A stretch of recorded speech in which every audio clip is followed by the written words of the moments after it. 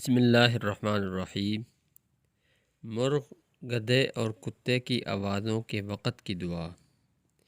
جب مرغ کی آواز سنے تو یہ کہے اللہم انی اسألک من فضلک، اے اللہ میں تجھ سے تیرے فضل و انعام کا سوال کرتا ہوں۔ اور جب گدھے کے رینگنے یا کتے کے بھونکنے کی آواز سنے تو یہ کہے اعوذ باللہ من الشیطان الرجیم، میں اللہ کے پناہ لیتا ہوں مردود شیطان سے۔ یہ دونوں دعائیں اور حدیثیں بخاری و نسائی میں درج ہیں، اور ابو ہریرہ رضی اللہ کے نبی صلی اللہ علیہ وسلم نے مرغ کی آواز کے وقت فرمایا کہ جب یہ آواز سنے تو یہ دعا پڑھیں اللہم انی اسألک من فضلک۔ یہ کیوں ارشاد فرمایا؟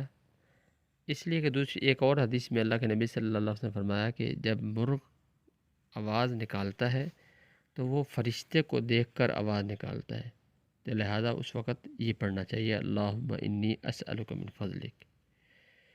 اور جب گدھا یا کتا بھونکتا ہے تو وہ شیطان کو دیکھ کر بھونکتا ہے یا گدھا رینگتا ہے، تو اس لیے اس وقت اعوذ باللہ من الشیطان الرجیم پڑھنا چاہیے۔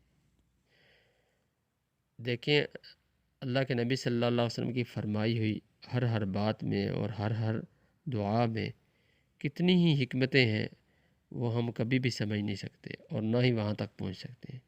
لہذا آپ علیہ السلام نے جو بھی دعائیں بتلائی ہیں یا ہمیں سکھلائی ہیں، ہمیں چاہیے کہ ہم ان کو من و عن پڑھیں اور پابندی کے ساتھ ان کا معمول بنا لیں۔ اللہ تعالیٰ ہمیں عمل کرنے کی توفیق عطا فرمائے۔